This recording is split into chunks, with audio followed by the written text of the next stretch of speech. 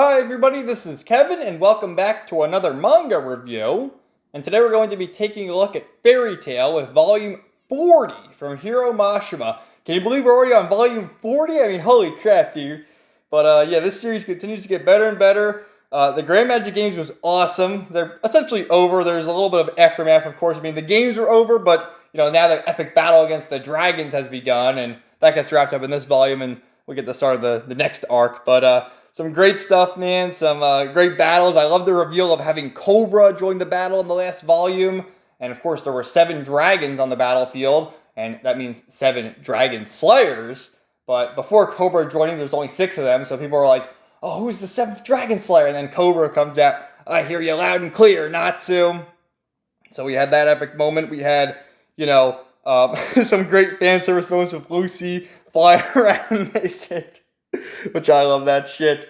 Our hero seemingly being defeated by all the dragons and whatnot until Altair made the ultimate sacrifice where she used the Arc of Time Last Ages magic to forfeit her remaining life to send time back a minute, with our heroes having the premonition of what was going to happen in that minute because, you saw everyone died essentially, but they went back that minute and learned how to react in the battle, and they saved their lives. So Altair made the ultimate sacrifice, and great stuff. So let's get to this right here. This cover sort of, foreshadows the next arc. Yeah, you would think, why is it so happy-go-lucky when it just ended with like such a tragic ending with Altair? But yeah, the next arc is definitely much more lighthearted, that's for sure. But yeah, let's get to it. Also, of course, Natsu facing off against the future Rogue. And all the dragons doing battle. Everyone's got the upper hand now. And all sorts of good stuff. So, everyone's leading the counterattack. And, Natsu just beating the shit out of future Rogue. And, you had that internal struggle with Altair before she made the sacrifice, where she was thinking about killing the current Rogue, the Rogue in this timeline, because that would essentially kill the future Rogue. But she held back and sacrificed herself, what she had to do. So basically, future Rogue here is saying that the reason why he went down a dark path is because everyone died, in particular Frosh, his Exceed buddy here. And Natsu's like, well, he's still alive now, so you can change the future. You can always change the future because, future rogues come in here like, no, this is destiny. It's fated to be this way. And Natsu's like, no, you can always change the future. You can always strive to be better and have a better tomorrow. Natsu, the eternal optimist. And future rogue's like not having any of it. He's like, Frosh is going to die no matter what, so what does it matter? I'll kill you all. So that's where Natsu says, I'll just give today all I've got. With one final attack right to the stomach there, knocking him out. And what happens is, before all that, Lucy was there, talking to the princess, basically saying, if we destroy the Eclipse Gate, none of the future events will happen, and we don't even have to destroy the dragons. That'll just erase the dragons from the current timeline. And as Natsu is attacking Rogue is sent flying so fast that he breaks the Eclipse Gate, because I'm one of the dragons too. Breaks the Eclipse Gate and destroys it. The door's destroyed, Natsu! I love this cover too of all the Exceeds there, their little dance, and even Plo's there.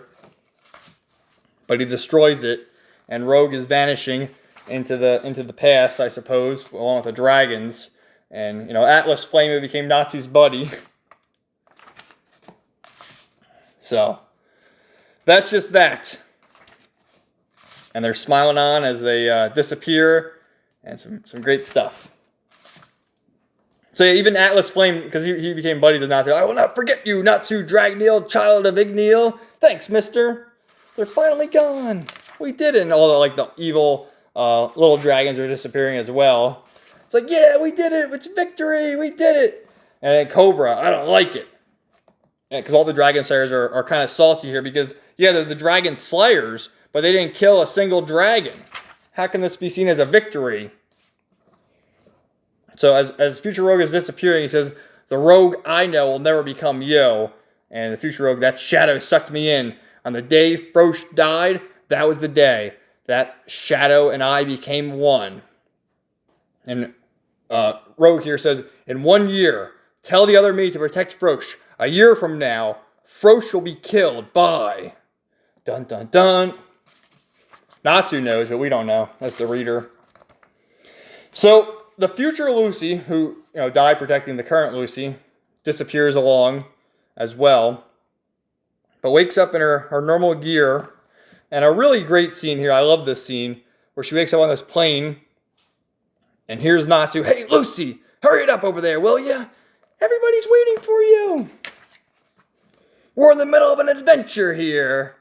And I love this scene right here where he grabs Lucy on her arm there where she has her guild emblem because the future Lucy lost her arm. And great moment here where, at least she can be in peace on her eternal adventure of her best friends. So I love that scene. And then the Lucy in this timeline comes up to current Natsu, gives him a hug, and says, "I just felt the need to say thanks." So some cute moments there. Look at that little hug. So after all the battle's over, there's of course a great celebration. This arc went on for a long time. I'm trying to think, when did the first volume begin for the Grand Magic Games? I think it was it volume 30 or 29? I don't know. It was a long ass time ago. I think it was 31. It went on for almost 10 volumes. So a lot of good stuff. They're having a great party here with the Grand Magic Games. Look at Ichi and his outfit. Everyone's all dolled up. And some great stuff. So even look at Kagura. She's all dolled up too. And everyone keeps asking, like, where's Natsu? What's Natsu doing? And no one can seem to find him. And they're like, why would he skip out on an event like this? He loves this. And yeah, Juvia's having some moments with Gray, like, "Oh, Gray-sama, you and Juvia held hands. Oh," and, she says she has a new hairdo now. She's had different hairdos throughout different arcs, and she's like, "I am version 2.0." And she's like, "What are you, a robot now? Oh, Juvia loves you, Gray-sama." So everyone's just having a great time, and to cheer up Miliana, Urza grabs Happy, and she grabs Happy out of her cleavage there. And pulls out the other cats to cheer up Miliana. So, some great stuff. Of course, the Master is he's dead, right? Sting killed him. So Sting has become the new Master of Sabertooth and is, wants to welcome Yukino back into the guild. It's like, come on, Yukino, be our friends. But then Kagura, who's all, she's drunk. She's like, no, Yukino is in our guild now. She belongs to us. So they're all fighting over Yukino. And, all the guilds are vying for her. Like, even Ichiya, like, sniff, sniff. What a beautiful, fragrant perfume. But, of course, Yukino is like, oh, it makes me so happy. And Mirror Jane says, that's the first time we've seen you smile. So, Arcadio says, attention, the king is going to speak. What is it, Mr. King? And then look at Lucy's face. Hey there, subjects, be at ease. Oh, and also, by the way, we also learned that Mato, he's the king, right? The little mascot for the Grand Magic Games. He's really the king, cosplaying as a pumpkin. So, Natsu deserves it, man. He saved the day, didn't he? God damn, dude. Look at all these chicks. So, Jalal and Merity are leaving, the aftermath of all this destruction, and they're like, well, where the hell's Ulftir? So, on a side note, he runs into Dorenbolt, and is like, well, what's going on? What are you going to do about everyone witnessing this and seeing the fugitives out there? And it cuts over here to the Magic Council, where Dorenbolt and Lahar tell Elder Org here that the Grand Magic Games were so much fun. They had hologram dragons causing quite a show, and that was all just a show. Counselor or chairman, just disregard it. But really, Dorenbolt, just made them believe that and erase their memories. So, but he knows, and everyone else who was involved, like all the wizards know, but like the important politicians, the Magic Council and the Lahar don't know. So he erased all their memories. But actually he told the king and all them to not speak of it. So their memories are intact. It's just like the people who can, cause problems in the future, I guess. Yeah, Lahar and all them had their memories wiped. And after all that, you know, that's that. So they're asking about Ultir, and they're like, well, we haven't found her, where is she? And also, Jalal's like, wait, you owe me a favor, fair enough? And Jalal, thank you for what you did, for letting Cobra out. But what happened to Cobra? So he reveals what happened there. He went back quietly. Yeah, here you called me for a job. It wasn't able to say a single dragon. It's pretty pathetic, huh? What are you doing coming back? And Cobra says, I like the outside. I got to hear a ton of voices. Cubelios, I heard your voice too. That was his snake, if you remember. And he's going back into his cozy little cell, he says. And, he's not out of the woods yet. Look at his face. I'm going to save all 6 of us, the Orashion Sace. And they're like, what did you hear? Why would you go back in there? What did you hear? And then he has this ominous thing. The gate to the world of the dead is going to open.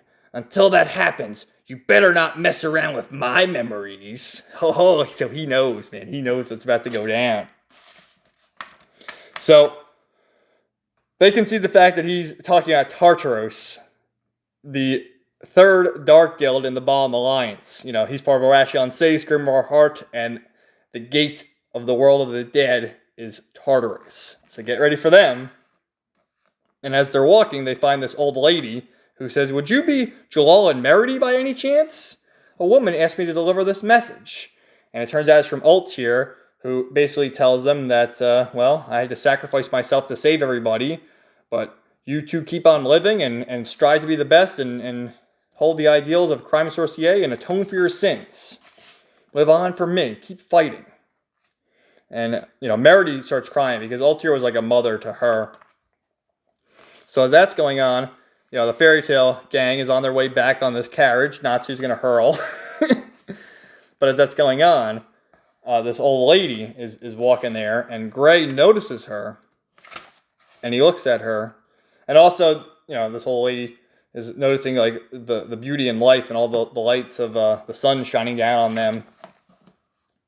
And it looks at Gray with a look, and he knows that's Ultir.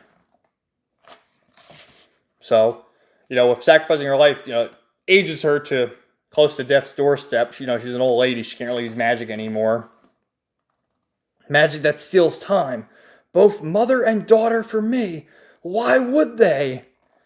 And just as that, she's gone, I guess. Farewell to those who I've loved. Because, that was, Gray's mentor saved his life, and his daughter, Ultir, again, saved his life. So there you go. So fairy tales made their way back to Magnolia, and everyone's having a celebration, and Natsu is like, I got the trophy, ta-da! But it's really the crowd. He stole the crowd. Oops, not that one. Here's the trophy. So they're all celebrating, and, Gray's got his little smile at Juvia, and look at Juvia. Oh, look at Juvia approves. So, because of their triumphant victory winning the Grand Magic Games, the mayor of Magnolia has decided to fix up the Fairy Tale Guild Hall to the way it used to be, and really better than it used to be. So it's back to normal. Look at Makarov's face, like, oh yeah, we done it. Awesome, the guild's back to normal. But as all this is going on, remember this guy from Raventail? So he's running. He runs over to Zereth. And Mavis appears talking to Zereth, the ghost of Mavis, of course. And basically Zereth's like, I've been on this world for 400 years. I've seen countless battles between the humans, and the world has constantly rejected me, so we're going to end it once and for all. And Mavis, so you're starting a war? No. This will be an extermination. I will not leave a single one alive. Uh-oh, hyping up the final battle of Zereth. Fairy Tale will stop you. You will be the one to meet your end. And then he says, Natsu, the time of our battle is fast approaching. And then my favorite parts, we got everyone. Who do we have here? We have Lasana and Juvia in the hot tub. We got Lucy. Oh, yeah. So they're all hanging out in the hot tub here and, just relaxing after all their battles. And Kana shows up, and she's like, oh, I heard that Natsu copped a feel. Let me get one, too. Like, grabbing Lucy, what the hell? But, I mean, you can't really resist. I want to be in Natsu's shoes, too. So, they're all asking, like, where's Wendy and Urza? I haven't seen them lately. And they're like, oh, they're on a job together. And it cuts to the two of them, Urza back at the play, and she's cosplaying as Ellie, and Wendy is Haru, and Carla is Plo. Oh my god, this is also hyping because Masha mentioned in the afterword, I think of volume 38, that there was the OVA that was releasing, the Fairy Tail and Rave Master OVA, so he was hyping that up again, and I love our Urza. So as that's happening, they're like, oh, Urza's there. Well, who's that one with the red hair over there? and Flare from Raventail's there. And they're like, oh, she's bad news. But really, she's sort of seen a new lease on life and is more friendly to Lucy after their battle. So she's like, oh, well, I'll help scrub you. I'll scrub every corner. So she's got her hair scrubbing Kana and says that Raventail's no longer around anymore, so I have nowhere to go. And they're like, oh, well, we can talk to the master. You can join Fairy Tail. She's like, oh, well, I don't want to join Fairy Tail. So Lucy's on her way back to her house. And, of course, is greeted by Urza and Wendy, who are like, what are you guys doing here? Oh, well, we got all these nice sweets from our job in that play, so we're going to share it with you. So they also say, well, we haven't seen Gray or Natsu in a long time, so let's go look for them. So they're after Gray and Natsu, and they find this monster they defeated. And then Happy, look at Happy, comes running out this cave. Carla, save me!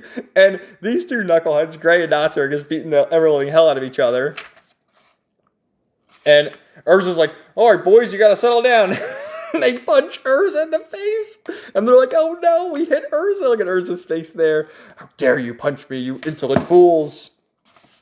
So they're like, oh, we're not talking anymore. This is not right. And, ever since Fairy Tail won the Grand Magic Games, they keep getting all these letters to do specific job requests and asking for particular members of the guild. So Makarov gets this letter, and he's like looking at it, looking so intently, like, oh no, you have to go, and this time you will be on your absolute best behavior. The one who put in the request is Warid Sequain. He is ranked 4th among the wizard saints and has been dubbed one of the 4 emperors of Ishgal.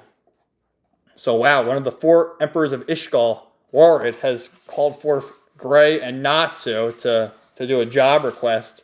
So they're on their way to find Warid, and the two of them are going at it. And of course, Lucy, Urza, Wendy, and Happy and Carla are joining. And I love this sort of new revised outfits they have here. Like Urza has this new armor where she has one of her shoulder plates missing to show her emblem. And of course, Lucy's always changing her outfits, and just her smile there is so nice. So yeah, they're talking about the 4 emperors of Ishgal and how powerful they are, and in comparison to the wizard saints, Makarov, Jorah, Jose, and even Jalal at a certain point. So they make their way to Warid's home here, and he turns out to be this plant guy. He's like a giant tree. And he's like, shh, quiet. The plants prefer peace and quiet. Just kidding. So he's a bit of a weirdo, cracking all these jokes. And he's like, oh, I'm mighty thirsty. I don't know. I think you have to have a certain sense of humor to enjoy this, but I really do. I'm like dying laughing and even going through it again. But basically he says, you got to make your way to the Village of the Sun, and there used to be an eternally burning flame as their guardian god, but has been, covered in ice, completely frozen. So you guys are going to go there and solve the problem. And it's like, well, you're one of the emperors of Ishgal. You should be able to do that. It's like, no, you guys will do it. It's the only way. So they decide to go, and he's like, well, don't forget your luggage. I'll send you there. I can transport you. And using his magic, he summons a tray. And before that, too, he's like, face right. Just kidding. Look at all our faces. But he summons this tray and sends them on their way. I love the scene, too, of them all smiling and stuff. And notice Natsu's not hurling yet. So they make their way there. And it cuts back to a young Warid who says, it does fall along, doesn't it? And there he is as a younger man. Warid, get a move on. It's over here. You spacing out again? Just look. It's complete. Oh, look at that. That's our guild. Yeah. Let's take an image to commemorate this.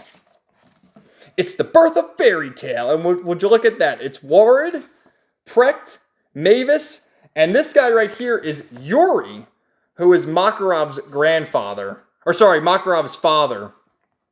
So there you go. Those are the founding members of Fairy Tail right there. And Ward, I guess turning into a tree, can live forever. He's long since passed, but it's been 105 years since then. And, Mavis is dead, too. They're all dead, I'm sorry, to kill that moment there. But, Precht was Hades. Remember, he went to the dark side. Although, I wonder why the hell he was still wearing that eye patch. Like, he was wearing the eye patch the whole time. You think you would, that's how he became evil, and then he put the eye patch on. But it is cool how they link everything like that together. And he says, Mavis, your desires live on in these great young people. And they're all smiling. And my girl, look at her, man. Ho, ho, ho, Lucy. So, they make their way to the Village of the Sun here, where indeed they find that everything is frozen. And they find, they find this thing, and Natsu, they're huge, huge, huge, tiny, huge, huge. This is the Village of Giants. So, looking at this being frozen in ice, Gray starts sweating, thinking about Deliora, and also thinking about Ultir and Or, and how they sacrificed themselves against that demon, and it's bringing back some flashbacks.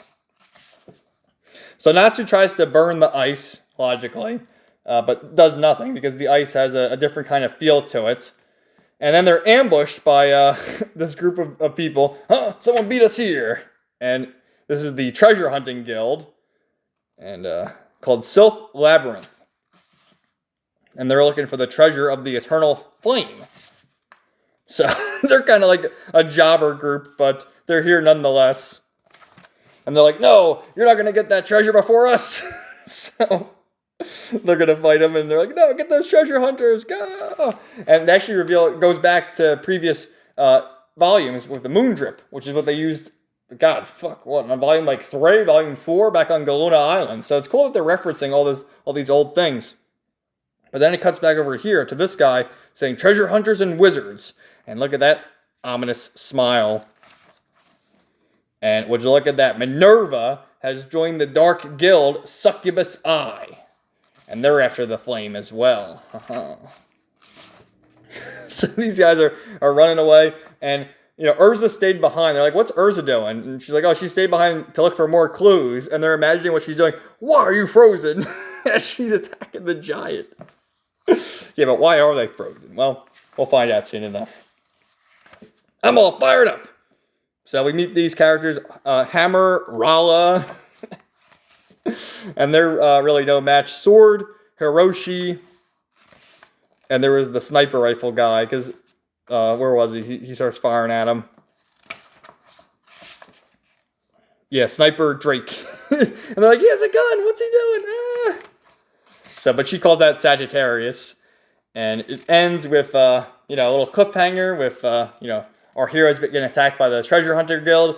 Us knowing that Minerva is there with Succubus Eye. And then Urza, she's looking at these giants, noticing that they're all facing the same direction, perhaps protecting something, the eternal flame. And she makes her way there where they're all protecting this location and starts looking into the reflection here, and suddenly turns into a child. What the hell? To be continued. So this is a great volume again. I love the closure we got from that was the end of the Grand Magic Games. Although that did end with volume 38. We just had the aftermath, defeating the dragons. So it was cool seeing everyone defeat the dragons. I loved this whole image here with, future Lucy getting transported back to her time and having an eternal adventure with her best friends, crying with tears of joy. Of course, I love Natsu being the king for a while. And also, who didn't love the, where is it? The, the bathhouse scene. I mean, my goodness, dude, that was great. And then also going to the village of the giants. The the opening scene when they notice the giants. Huge, huge, huge. I love Natsu's face right there. So yeah, I love this series, man. It's great. Stay tuned for more reviews coming soon. We're getting close to the end. This is like a mini arc, and then there are 2 big arcs that end the series. So stay tuned for them and all sorts of other videos coming soon. Have a great day, everybody.